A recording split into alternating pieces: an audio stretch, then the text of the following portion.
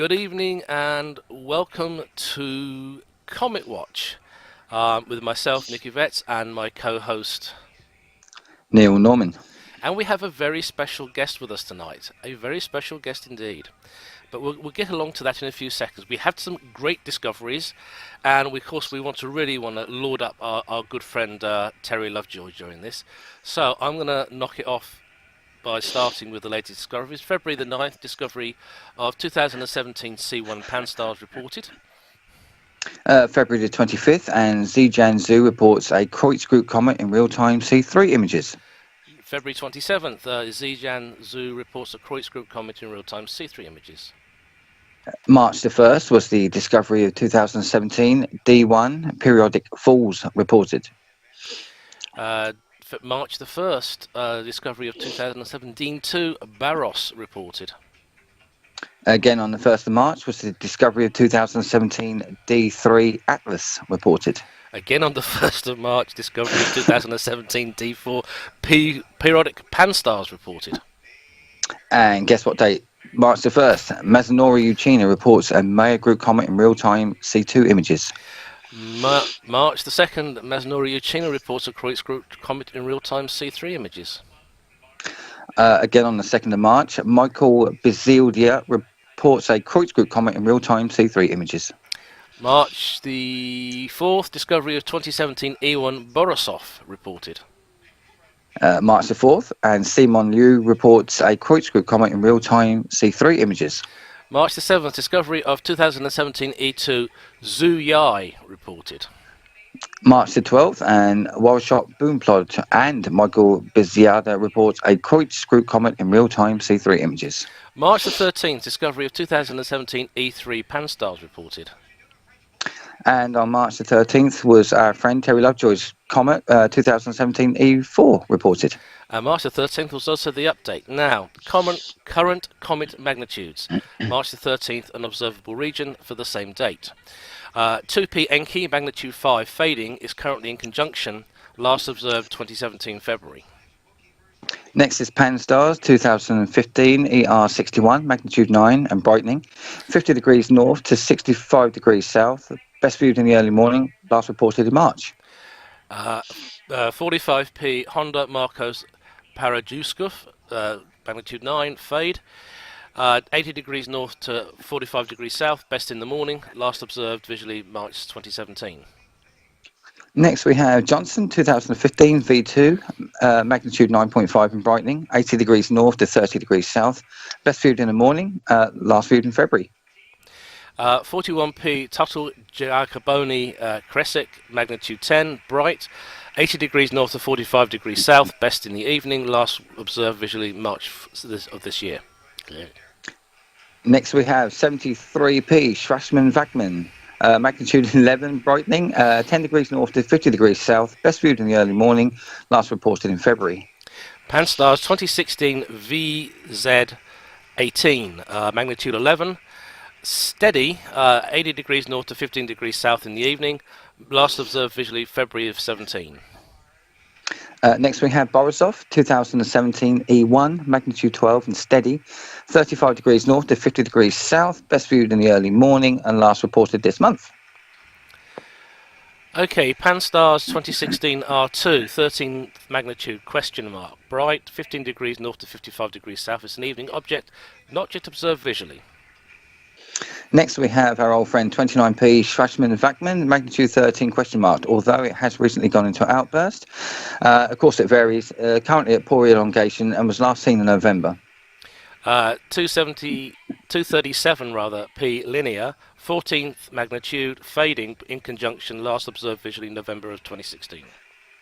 And finally we have Spacewatch 2011 KP36, magnitude 14 and fading, currently at poor elongation with the Sun and last viewed in November of 2016. The observable region is the approximate indication of the latitude at which the comet may be seen. Under good conditions, obviously comets may be visible outside of this range. And a period when visible is for the UK, if the comet is visible from the UK, otherwise for 40 South or the equator as appropriate. So, saying that, well done to Terry. Number 6, I believe, Neil. Number 6 it is, yeah. And I believe he actually got a note of congratulations from David Levy. He did. in Yeah. Comet Watch group. So that's well done there, Terry. I look forward to having you It's back on the rapid. show soon. It's rapidly heading north as well, and we'll be seen in Pegasus very soon by April. Oh, cool. Yeah, it's gonna. It could be disintegrating as well. I've got a feeling it's a long period comet, so get out and have a look. But it's quite close to Earth. The animation shows it moving quite fast. So Cool. Now, we have a very special guest indeed. A very special guest, don't we, Neil? Would our guest absolutely. like to introduce himself? Hello there. I am very honoured to be described as a special guest. This is Jon Culshaw here, and thank you for having me. And thank you for letting me eavesdrop on that report of comets there. That was like a wonderful shipping forecast of comets. Oh, And yes. but future broadcasts always finish with such a rundown as that. Because it was absolutely wonderful. I got the feeling you get when you hear the shipping forecast, and it takes your imagination to far off lands and seas and oceans far away, except comets. Yeah. And that was absolutely wonderful. So I loved eavesdropping into that. We get the old complaint about it, about the shipping forecast, and that the We best bit's do. second. But I think that we set the show up nicely with it, and it gives people something to think about when they're during the chat afterwards. Yes, I agree. And it also just shows how many comets there are. That they are not just these individual items, that there is a bit of a plethora. And it's wonderful to have that a lineup like that. It is, and we must thank the BAA Comet section in particular Nick James for giving us the opportunity to be free and easy with the section webpage. Yes, we got full permission. Yeah. Finally. Good, rightly so. You're operating within the Comet rules there. The Comet absolutely. Commission will be very happy. Yeah, I'm sure Patrick would probably be quite amused by our antics as well somehow. I think. Very indeed. I think comets very, very interesting astronomical objects. Very, very varied, more perhaps than people might think. And so, to have them classified in a wonderful roll call like that, what a very splendid idea indeed. Oh, brilliant. Brilliant. Now, John, we know you from The Sky at Night. You joined the show when Patrick was finally unable, sadly, to actually do location shooting. So we're going to break a little rule of the show. We're going to go We're going to go here, there, and everywhere, astronomically speaking, for a change. Very well, very well. Yes, it was 10 years ago that I first participated with the Sky at Night, because at that time it was their 50th anniversary. Yeah, I remember it well. 1957, of course, that the program wasn't recorded then; it was all done live, and that was that. So there was no way of revisiting any recordings from the 1957 show. So it was decided perhaps we should have a go to recreate it. So that's what I did, playing the part of the young 1957 Patrick Moore, alongside the present day Patrick. Yeah, That's a brilliant show. It was just so unusual. It was. I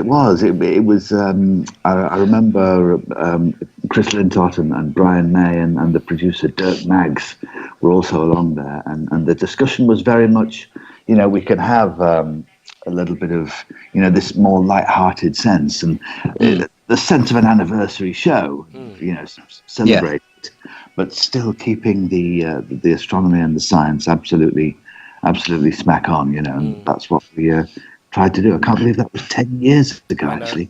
No. In fact, my daughter nicked my copy of Bang and did a school report on it. And I do know that one of my friends, Richie Jarvis, when he was visiting Patrick and Chris, told them all about it. And apparently he said, Patrick smiled and says, well, in that case, we've obviously done the right thing, because someone actually found a good use for the book. And of course, the very first Sky at Night show was about a comet, wasn't it? Aaron Rowland in 1957. Yes. Yes. Which, that's one we'll never see it again. We'll never ever see it again. It would have been to see that again. because it looked such a dramatic one. The pictures of it are really quite... I remember first seeing that in the Observer's Book of Astronomy. And when you looked at the still plate of it, Yes. you imagine it sort of darting through like some sort of activated lightsaber in the sky. That was a feeling I got when I first looked at it. I have to admit, I actually have that book on my bookcase right now, still. Oh, it's essential, isn't it? That's the essential book. I remember hearing the story of Patrick describing how at 9 years old he read the story of the solar system cover. And I was the same with the Observer's Book of Astronomy. That was the one that got me started. That was the one that made me borrow my brother's Charles Frank telescope. Which was sort of like a Baco foil tube with a lens either end. But it worked with a bit of perseverance. Yeah, I remember it was when Patrick, Arthur C. Clarke and James Burke were covering Apollo for the BBC. That was what got me into astronomy, and that's what got me into lunar astronomy. And then I started, after a while, because I was watching the sky at night, I then started discovering about comets and stuff, and I got hooked. Well and truly, hook, line and sinker. That would be the kind of event that I think, once you've witnessed that and your fascination was triggered, that's the kind of thing, there's never any going back from that, is there? No, there isn't. No. How did you start in astronomy, John? It was simply by just having the interest. I did watch an episode of The Sky at Night sometime around about 1975 or 6. Just stumbled across it one afternoon when I was off school. And there was Patrick Moore talking very, very quickly indeed. I know. In quite remarkable manner, talking about lunar eclipses and pulsars. And he was fascinating. The subject was fascinating. And for me, that was that. I borrowed my dad's binoculars that night and observed a crescent moon at the time and was astonished to see the craters and the features close up. And that was my first encounter.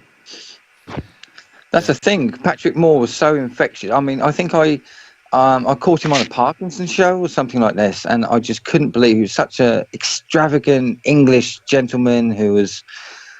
he had a bit. You can tell he was a bit. Had a bit of craziness in him, and he's just a wonderful person. He is.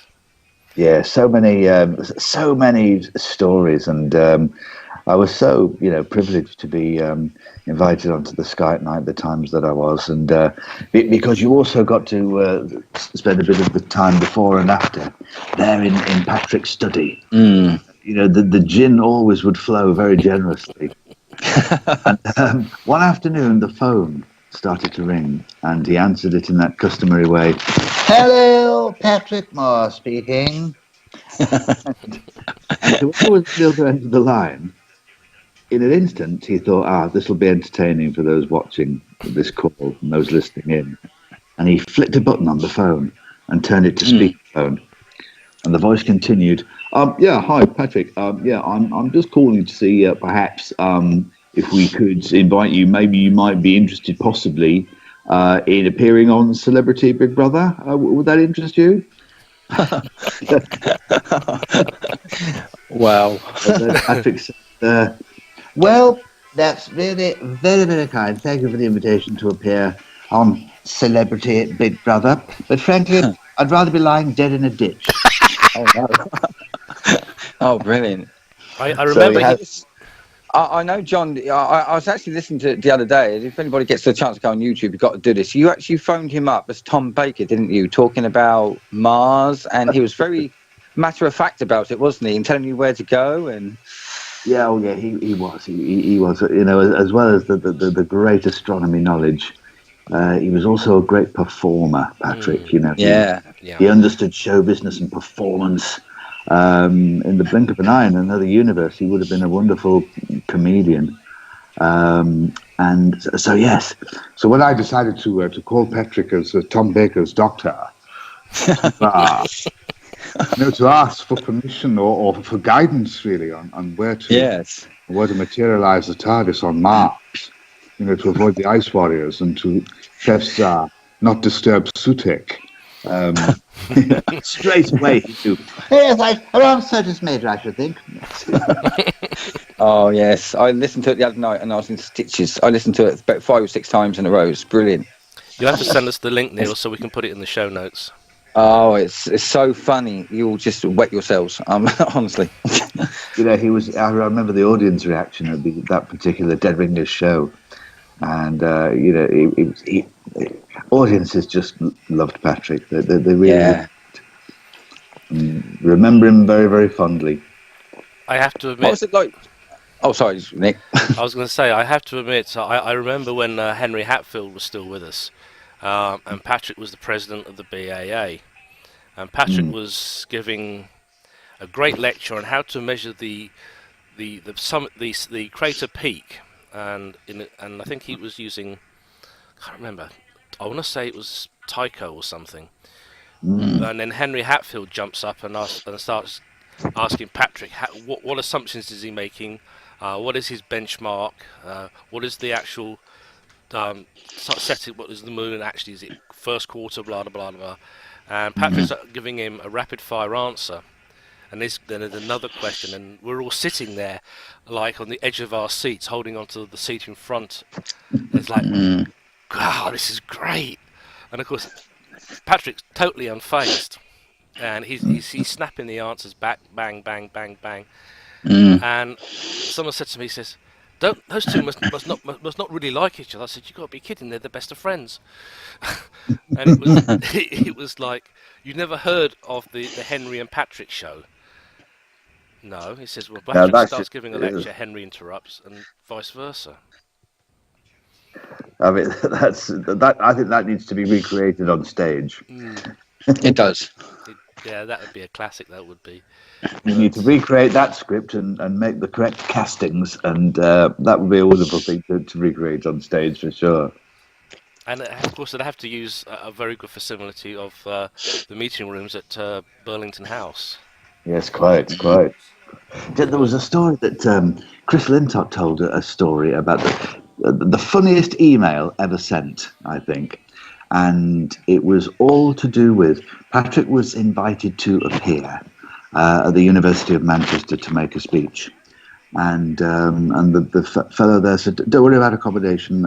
I'll be out in another city, so you can stay at my apartment, make use of it at the university." And Patrick said, "Well, that's very, very kind of you indeed." And Patrick could be very disorganised at times, so in order to pack for this trip, he simply just grabbed a few items of clothing and 2 xylophone hammers, threw them into a case, and away. And he went to the University of Manchester, conducted his speech to great success, and then he stayed at the apartment that had been offered to him. And then travelling back, equally, he just simply, on the return leg of the journey, grabbed the clothes and the xylophone hammers, put them back into the suitcase, and away. Now, in the rush of this, he'd accidentally taken some of the clothes that weren't his, the that belonged to the chap at the university. And when this came to light, a wonderful email from the BBC was sent to the fellow in Manchester, and it went, "Dear," I don't know his name, but we'll call him Mr. Perkins for the sake of this. "Dear Mr. Perkins, this is the BBC. We have your trousers." Oh no! As I hear that in the voice of Doctor Who's Brigadier, "Mr. Perkins, this is the BBC. We have your trousers." One of my other memories of Patrick, he was I was commuting between Bedford and Stanmore for work.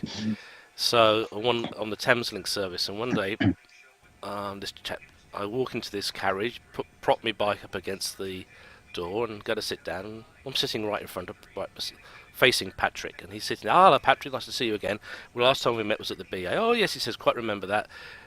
What are you doing these days yourself?" I said, "Doing some basic observations of the moon. When I can get the telescope out." So we chatted for a while, and then he pulls out his pipe. It's a non-smoking compartment. He pulls out his pipe and starts loading it. And as we're pulling into St Albans, so he's going to the astronomy club there to give a lecture, and he puts it in his mouth, and this woman comes up, "Sir, do you realise this is a non-smoker compartment?" He goes, "Madam, I am quite aware of that, and as you have noticed, I have not even lit it yet." And then we got out. We walked on the platform. But that was the Patrick I remember. Exactly, those wonderful quick retorts like that. Yes. It was marvellous. And he could carry them off like no other. And of course, John, because you was at, I remember seeing the Sky at Night programme when you was at Farthings, and you was with Dr. Paul Abel. Yeah, and, yes. And you were looking through some of, you had to, luck to look through some of Patrick's actual books of his observations, dated from the 40s, 50s, 60s, and all this. They must have been wonderful to look at, surely. It was absolutely wonderful because it just invoked the sense of the time and the sense of how Patrick would have been working at that moment, and the observations he was making, and you got the sense of his enthusiasm. And you got the sense of his enthusiasm as he was making these observations and logging them all, not just the scientific and the not just the astronomy of it, but also the things that went wrong. Dear, there's a small fire in the mechanism again. Oh dear, stone floor. And it just brought it all to life for you. It was just a wonderful insight. So yes, it was wonderful, as you say. Now, what is your favourite? What part of astronomy do you enjoy and like to do when you're able to?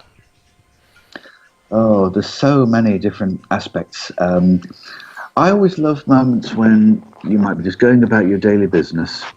It might be dusk, or it might be, maybe you have an early start, and to see a crescent moon that your mind might not have been set to astronomy, but to see a crescent moon where it is a surprise, or to see the moon when it's a surprise, and just to grab the binoculars and just to observe. Things like that. That's always a wonderful moment. Comets, as we've been discussing. It's 20 years since Hale-Bopp. I loved that comet. Yes.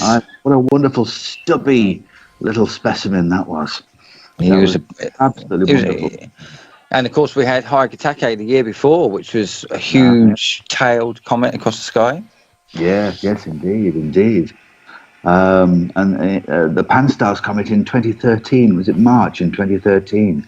That's right, yeah. A wonderful coincidence to do with that. That afternoon, I'd been presenting some of the certificates for the Duke of Edinburgh's Award to some of the young people who'd achieved gold awards. And I was very lucky to be invited along to St James's Palace to hand some of these certificates out, And there was a painting, there is a painting on the wall of St James's Palace of a comet and a crescent moon with earthshine just after sunset. And it's on the wall. And that night, I went to the area of Hampstead Observatory in London near Whitestone Ponds, and we saw the Pan-STARRS comet with a crescent moon like that, and the real sky was exactly as what was depicted in this painting, which had been there since about 1738. So that was a very spooky and rather wonderful coincidence. It felt like you were walking through a prophecy of some kind. I was sort of almost spooked. Now, you've got a new show coming out. Oh yes, indeed. Can you tell us something about it? What can we look forward to with you yourself, Paul, and Pete Lawrence as well? I think. Yeah, thank you. Mental blank. Yes, it's we're doing. It's all about amateur astronomy and observing and imaging, and we're going to call it Star Map. And that's really what the show will be about.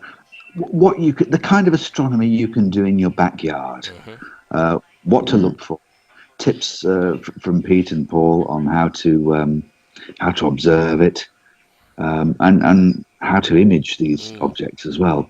But basically, that's the key with Star Map. It's what you can do in your backyard. the sense that, as Patrick always said, astronomy is for everyone and anyone can try it. And that's very much the ethos. At times, we've done a few shows together, the three of us, on solar eclipse cruises. We went to see we went on a cruise to see the solar eclipse of March 2015 over near the Faroe Islands. And we did a few of the shows there. We just found that all three of us had a lovely rapport on the stage as we were doing the shows. So we thought, well, we'd like to continue doing this. So Star Map's about capturing some of the enjoyment and what was generated in those shows, and focusing on amateur astronomy, observing and so on. All that can be done in your own backyard. That's the philosophy. Great. Because I think there is such a need for it, particularly abroad. I know that we have the Sky at Night in the UK, and we're lucky to have a non-mainstream show get the support of the BBC. But finding something else compatible abroad is very, very hard. As I know I live in the States at the moment. It's a case of, well, there's some old shows, there's some and otherwise you're looking for podcasts, very similar to what we're doing here with astronomy.fm. So it's really a case of there's some good stuff out there's some okay stuff, and there's oh my gosh, that was terrible.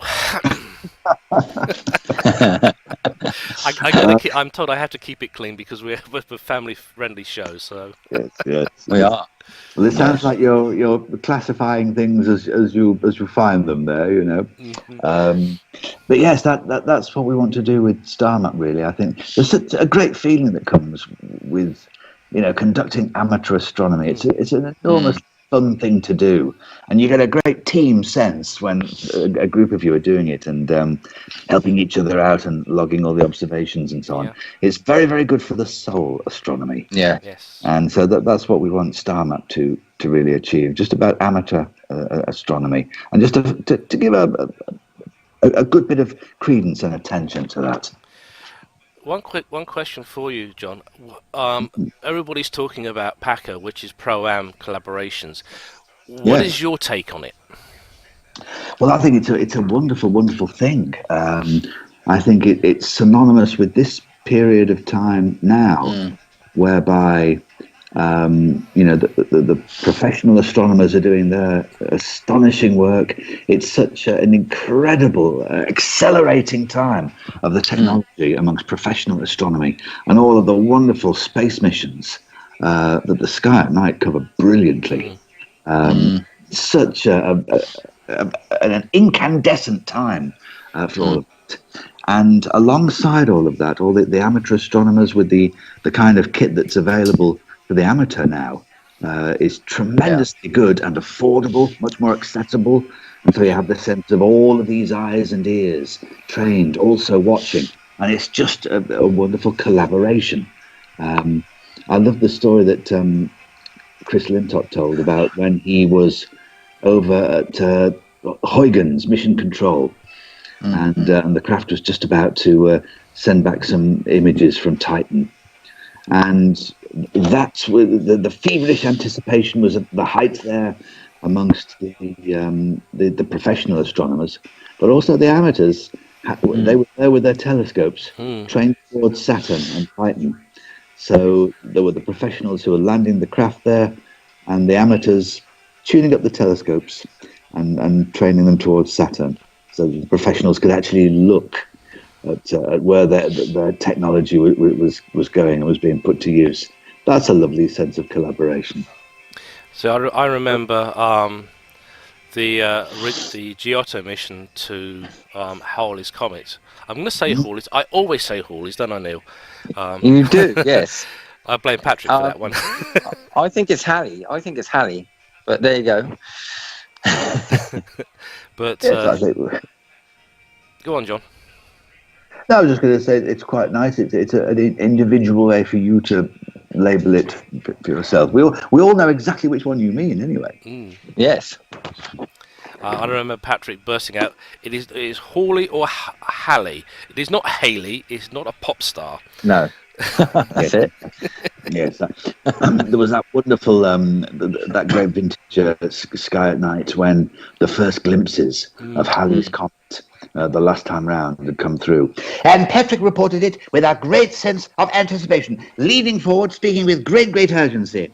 Yes. Such a vintage Sky at Night moment. I must look that up again, actually, having spoken to it. I actually did some little work on Giotto when I was working at a very certain company, which I will not mention their name, or else I'll get into trouble.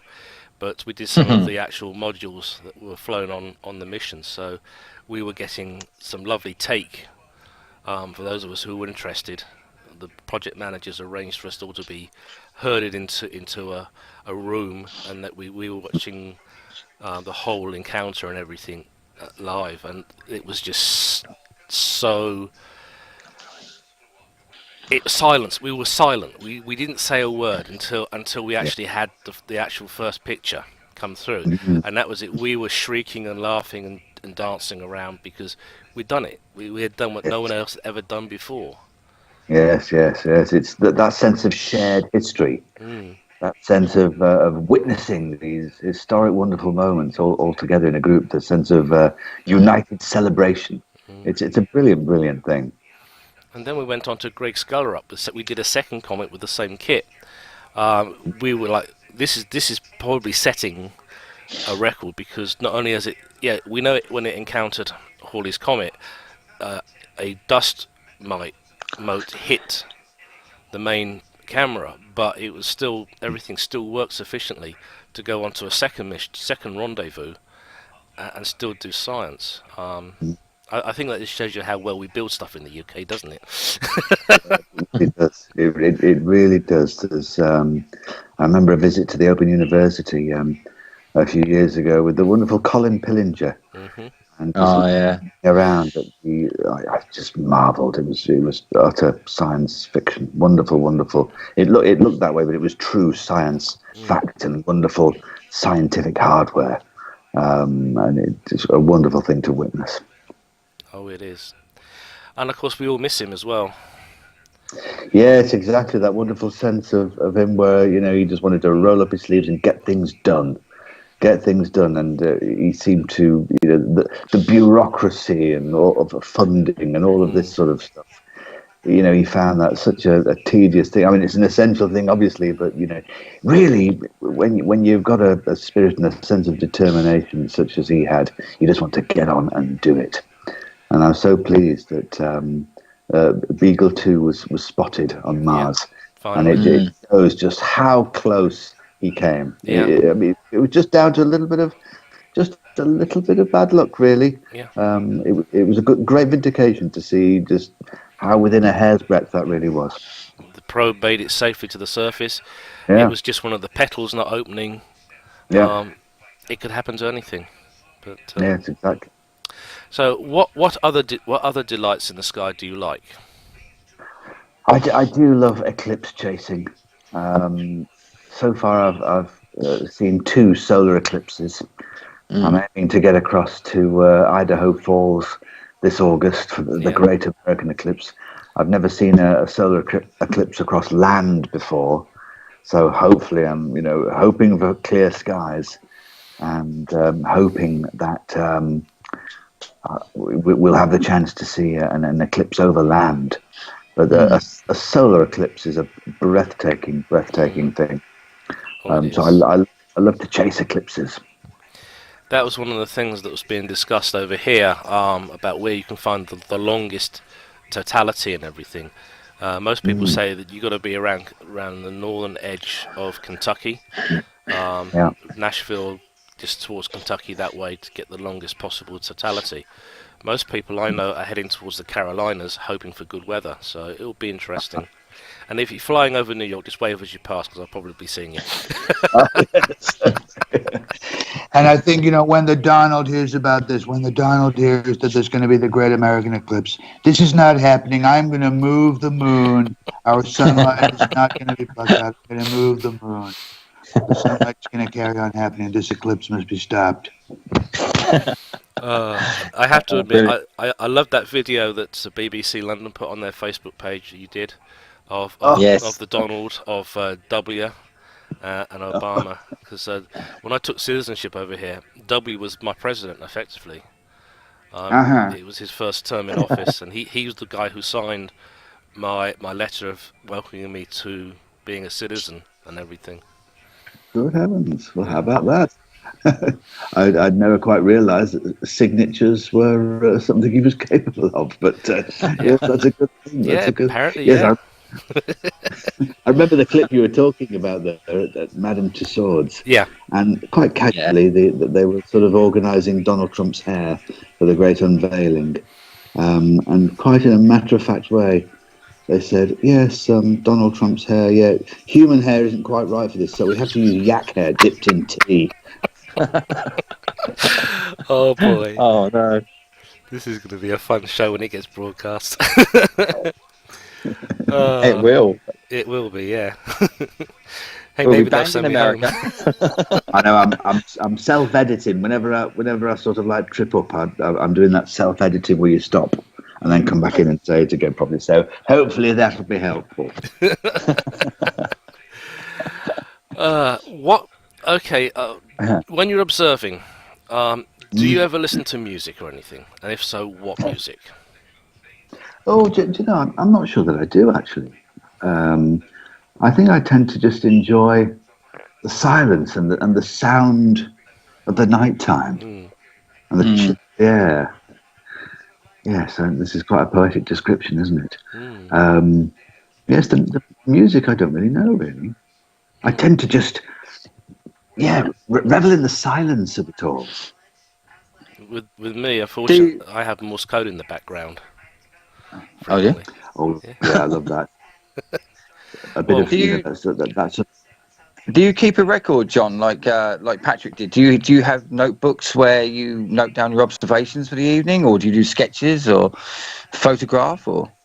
yes, I've got, I do have a logbook, which was actually given to me as a birthday present by Dr. Paul Abel, who's a great friend of mine. Yeah, cut that one. And he gave me a logbook.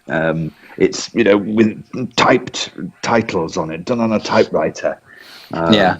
The way that Einstein would have done, sort of thing.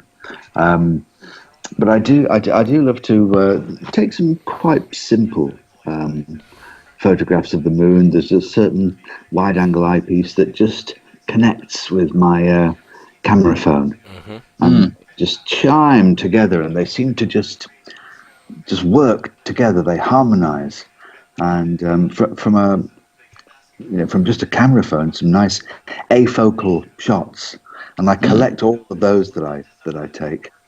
I took one a couple of nights ago, waxing gibbous moon. A couple more days to go, and it would have been full. And it was a little bit of hazy cloud, but oddly enough, that just seemed to sharpen the images just around that terminator line right at the edge. Sometimes it can work in your favour like that, rarely, but sometimes it can. And this was such a night, so I'll have to tweet that picture, because I was quite pleased with the way it turned out. Yes, as my colleague Neil would tell you, I have gone to the dark side. I image. I also cheat, and I use remote telescopes a lot at the moment. My observatory is in bits still. I've got to put it all together one of these days.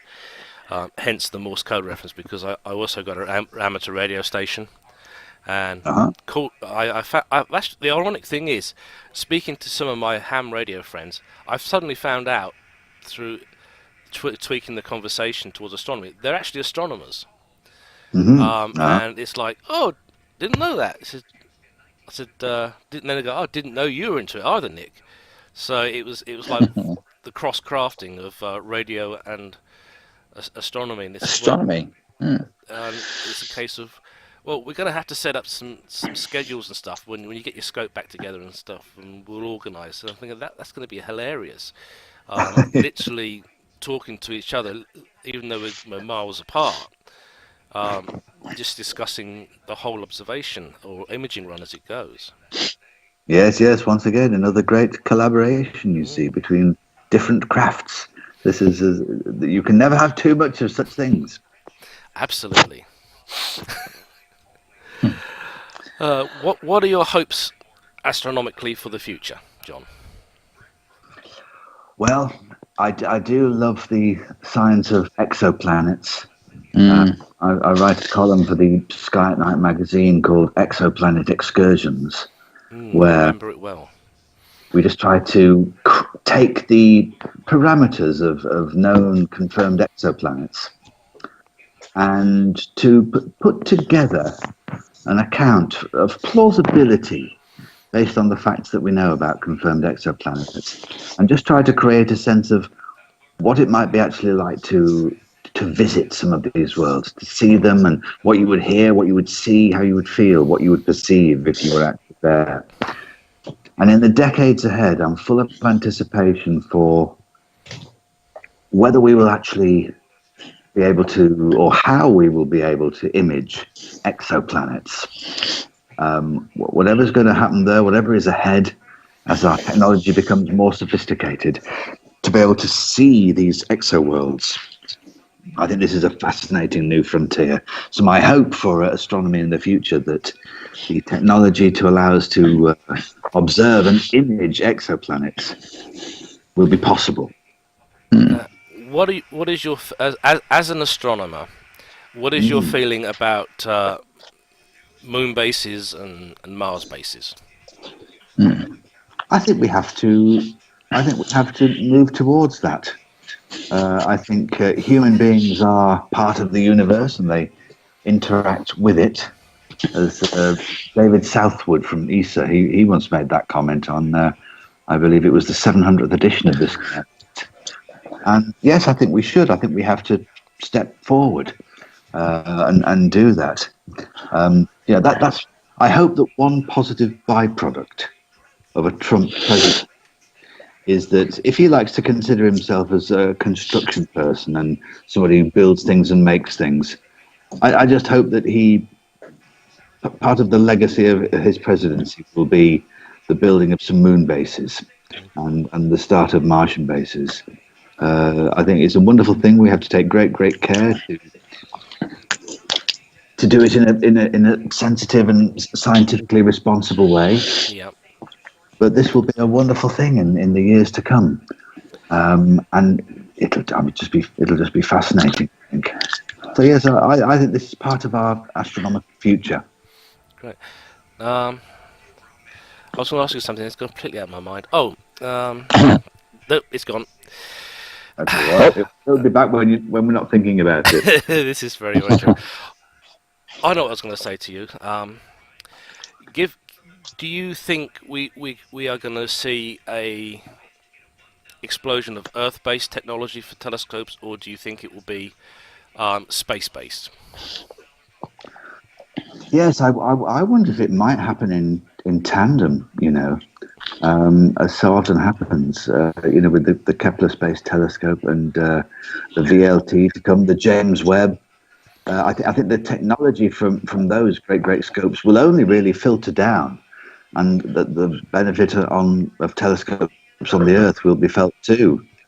And once again, the great collaborations that are going on between professional and amateur astronomers, the sense of working together of Earth-based telescopes and space telescopes can only strengthen too.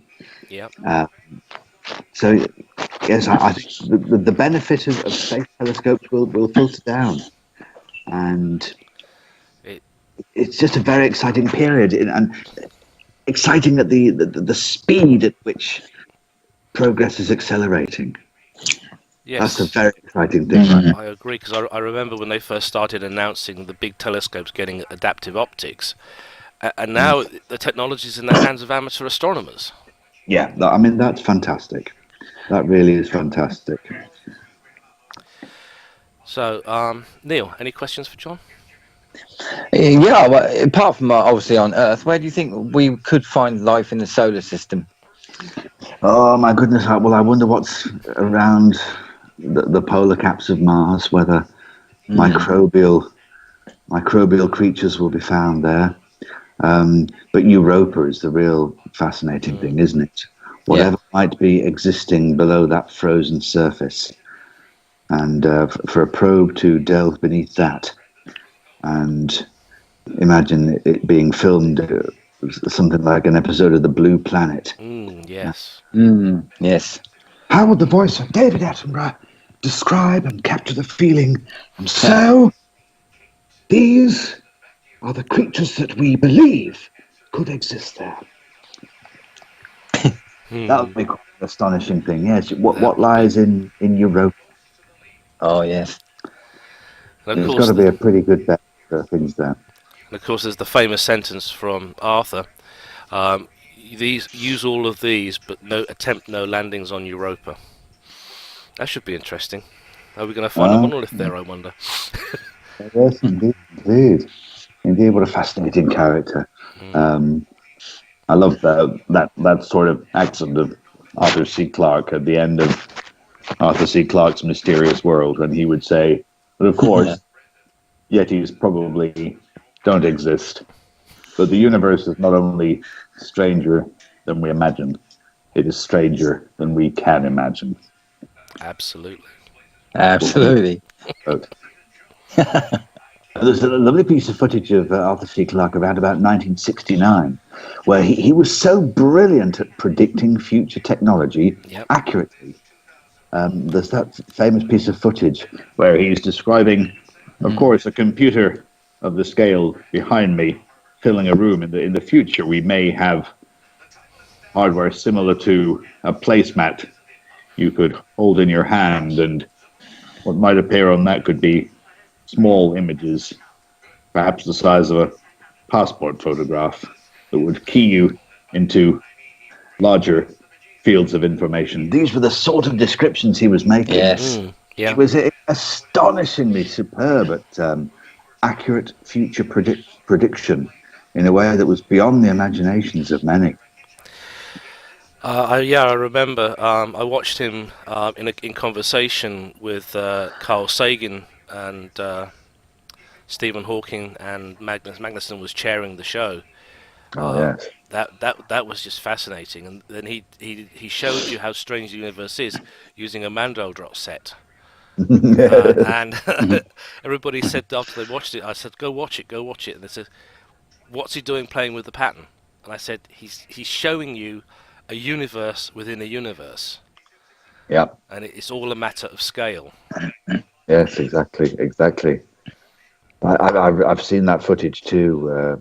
Carl Sagan, Arthur C. Clarke, Stephen Hawking. That's the Jedi High Council on Earth, isn't it? And Stephen cracking jokes too. That is our High Council of the Time Lords. What a wonderful gathering of minds.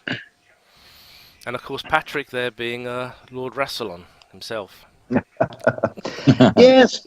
This is the game of Rassilon. So, you believe that he deserves the mortality he seeks. Very well, he shall have it. That was a great episode. That was of Doctor Who, seeing all those doctors together. It's quite soon. I think I'll sort of just give a little exclusive indication. But I'm looking forward to reading the audio book, the Target novelisation of the Five Doctors. I think I'm recording that this summer. Oh, sweet! It'll be released later. So yes, great. Something else to look forward to. Two nice things to look forward to. It's wonderfully written. You know, the writing style of Terence Dix. Yeah. You know, the rhythm and the sense of fascination that he brought to Doctor Who was just astonishing. And the way he actually imagined the terrors of the universe, the monsters. Yes, exactly. Yes, you know, the threats would come to Earth, you see. You know, this was a budgetary thing that we inherited, you see. But yes, the threats, as John Pertwee said, there's nothing more alarming than coming home to find a Yeti sitting on your loo in Tooting Beck, you see. Oh, brilliant. Just wondered, John, what you thought of the New Horizons probe, where, you know, the images we had, those wonderful images of Pluto. Oh, that was just incredible. Pluto is a planet that I've always been so fascinated by the great unreachableness of it, as was, where you just could imagine this tiny little planet at the outpost of the solar system in a very icy, silvery, pale light, where the sunlight would just be rather like an LED placed at the end of an aircraft hangar. Yeah. Yes. The great unreachableness. All that we had was artists' impressions. Yes. And then, of course, the Hubble images, which gave us these more patchy light and shade images. But then, to actually see those incredible New Horizons images, and there is Pluto, around about the size of India, with all of these interesting textures and features, and unlike any other world we had ever seen. Exactly. Not like Absolutely. any other object in the solar system. So for Pluto to be so wonderfully unique, and for Charon at the side of it too, it reminds me of the images of the far side of our own moon, Charon. And for it to be so individual and so full of its own quirks, unlike anything else, So just different. marvelous. Yes. There's a Twitter feed I follow called Bits of Pluto, which takes you into detailed sections which you can just observe in their own right.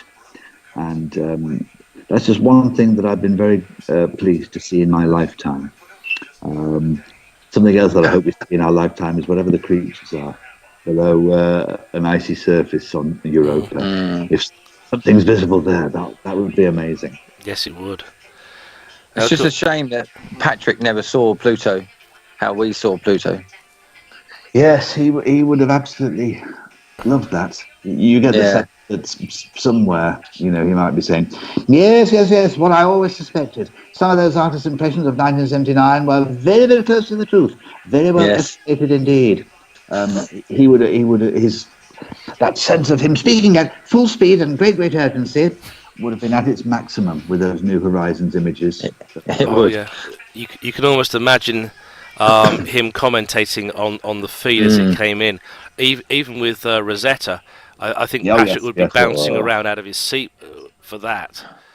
Exactly. What a very odd-shaped comet this is. Of course, they are very, very odd, but what a splendid object this is. And of course, that wonderful image of it to scale, if it was parked on Los Angeles. Very, very weak gravity on there. No wonder the Philae lander bounced around so merrily as it did. Splendid memories. Yes, indeed. I he think would have loved all that. He would have been relishing technology and the pace that it's unfolding right now, and historic images coming in with such regularity. He would have adored that. we actually spoke to a friend of Patrick's in our last show, Richard Hills from Kitts Peak. He was telling me about Patrick's visit there and how that he was the liaison and everything.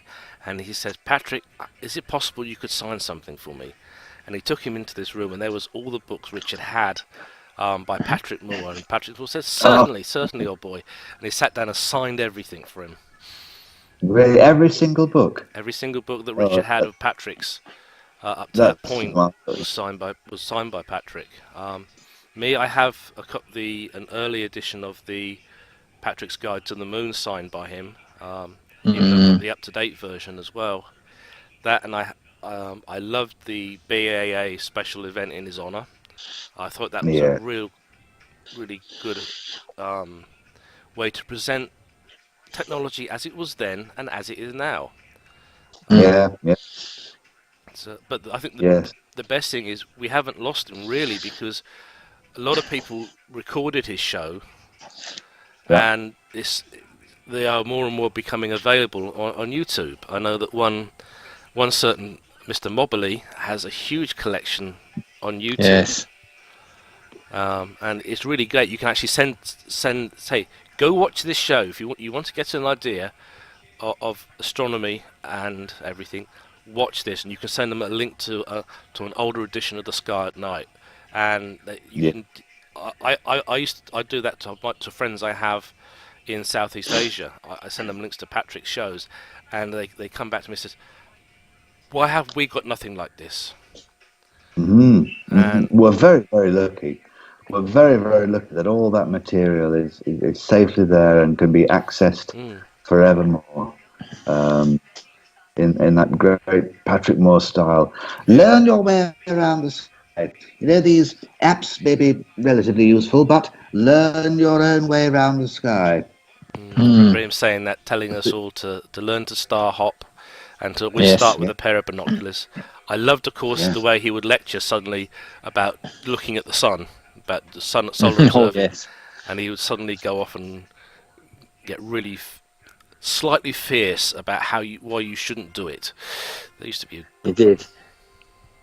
Yes, yes, exactly. Never observe the sun directly. You will be instantly and permanently blinded. Never look at it directly. Always worth saying, isn't it? That was a Absolutely. public information film. Yep. Oh, Well, you know what, John? We've had you for nearly an hour, and I really Yes. appreciate you coming on the show and joining us. yes. Thank you so much. Would you come Well, back it's a- again it's a- sometime in the near future? It would be my great, great pleasure.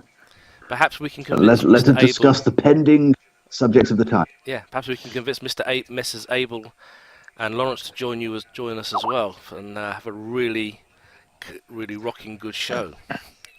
It would. Well, yes, indeed.